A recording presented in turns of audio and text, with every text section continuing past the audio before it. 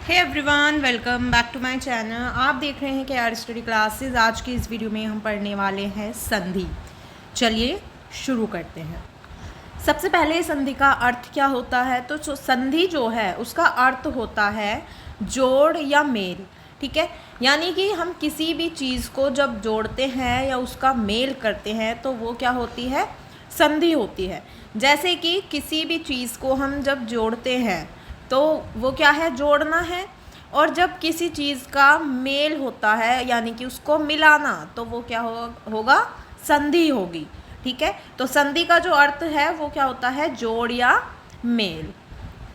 जब दो शब्द पास पास आते हैं तो जो पहले वाला शब्द होता है उसकी जो अंतिम ध्वनि होती है, यानी कि जो लास्ट के जो शब्द है, ठीक है, जैसे कि शरण यहाँ पर हमें दिया है, तो शरण की जो ये वाला शब्द है, अक्षर है, सॉरी, ये अक्षर की जो ध्वनि होगी वो दूसरे शब्द के पहले अक्षर से मिलकर एक नई ध्वनि जो है बनेगी और वो क्या होगी?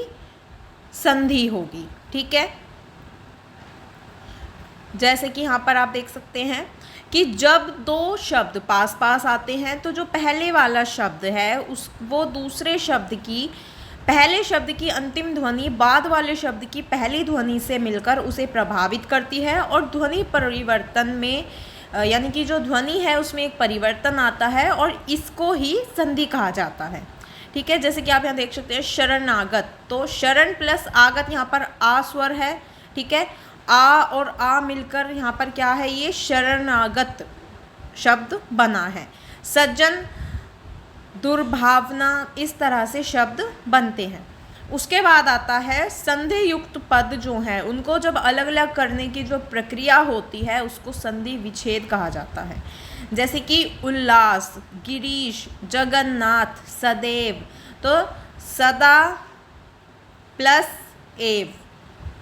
हालांकि अगर हम इसे सिंपल लिखें तो ये ऐसे ही आएगा, सदैव, लेकिन जब ये जुड़ेंगे तो कभी कभी क्या होता है कि जो शब्द है उसमें परिवर्तन आता है, उसकी ध्वनि में तो परिवर्तन आता ही आता है लेकिन उसके लिखने के तरीके में भी परिवर्तन होता है। उसके बाद है संधि का महत्व। संधि करने और संधि विच्छेद की क्रिया का ज्ञान होने पर बड़े और जटिल शब्दों के जो अर्थ हैं उनको आसानी से समझा जा सकता है और उनको समझने में सहायता मिलती है। संधि के भेद, संधि के जो हैं 3 भेद माने गए हैं और इन सभी के अपने अपने भेद हैं। स्वर संधि, व्यंजन संधि और विसर्ग संधि। स्वर संधि जो है जब दो स्वर आपस में मिलते हैं और इनके मेल के कारण एक या दोनों स्वर में जब परिवर्तन आता है तो वो स्वर संधि होती है। स्वर संधि के 5 भेद होते हैं: दीर्घ संधि, गुण संधि, वृद्धि संधि, यण संधि और अयादि संधि। सबसे पहले आती है दीर्घ संधि। आ ई उ के साथ जब आ ई उ की संधि होने पर ये बदलकर आ ई उ हो जाते हैं तो ये सब क्या है? दीर्घ संधि होती है। जैसे यहाँ पर आ और आ मिला तो क्या बना? आ बना। ठीक है, जब आ और आ मिला तो ये 2 आ हो गए तो ये क्या हो गया? आ बन गया। जैसे कि सरल प्लस अर्थ, सरलार्थ, शस्त्र प्लस अस्त्र, शस्त्रास्त्र, शस्त्रास्त्र, कथन प्लस अनुसार, कथनानुसार। ठीक है, उसके बाद आ प्लस आ, तो ये आ है। देव प्लस आलय, देवालय है। आ प्लस आ, परीक्षा प्लस अर्थी, परीक्षार्थी। आ प्लस आ, ये आपको समझना होगा कि भाई यहाँ दोनों आ हैं लेकिन आ फिर भी जो ध्वनि है वो क्या है? आ ही है। तो इस तरह से यहाँ पर बनते हैं। उसके बाद होता है गुण संधि। गुण संधि में अलग अलग स्वरों का मेल होता है और इन स्वरों के मेल से कुछ इस तरह से परिवर्तन होता है। जब आ और आ का ई और ई से मेल होता है तो ये ए बन जाते हैं, यानी कि जब मान लीजिए आ और ई है तो ये क्या बन जाएगा? ए बन जाएगा। आ और आ का जब ऊ और ऊ से मेल होता है तो ये ओ बन जाते हैं।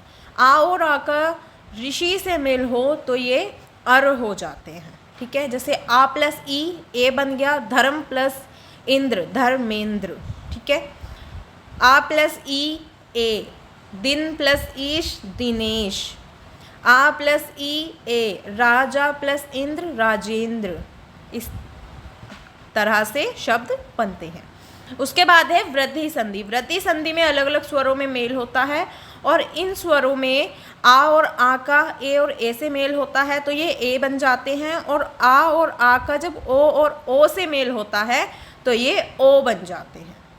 ठीक है, जैसे आ प्लस ए ए, एक प्लस एक एक एक, लोक प्लस एशना लोकेशना।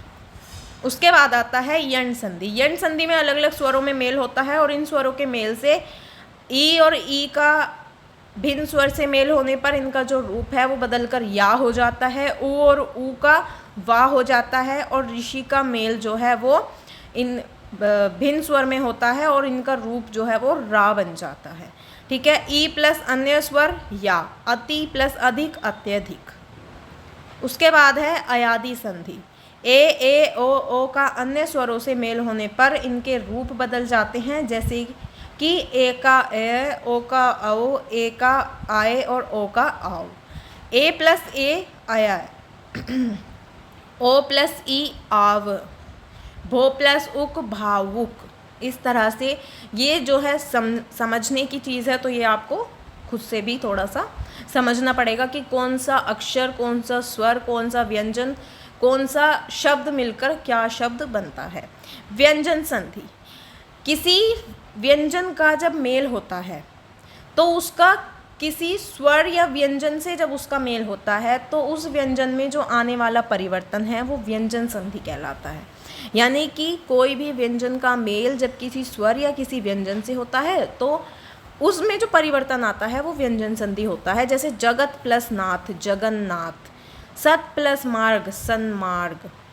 विसर्ग संधि। विसर्ग का जो मेल है वो किसी स्वर या व्यंजन के साथ होने पर विसर्ग में होने वाला परिवर्तन विसर्ग संधि कहलाता है। जैसे मन प्लस अनुकूल मनोनुकूल, सर प्लस ज सरोज, मन प्लस हर मनोहर। ठीक है, और इस तरह से जो है आपके संधि में शब्द बनाए जाते हैं। वीडियो अच्छी लगी हो तो वीडियो को लाइक कमेंट शेयर ज़रूर कीजिए, साथ ही चैनल को सब्सक्राइब कीजिए, बेल आइकन ज़रूर प्रेस कीजिए ताकि जब भी वीडियो आए आपको नोटिफिकेशन मिल जाए।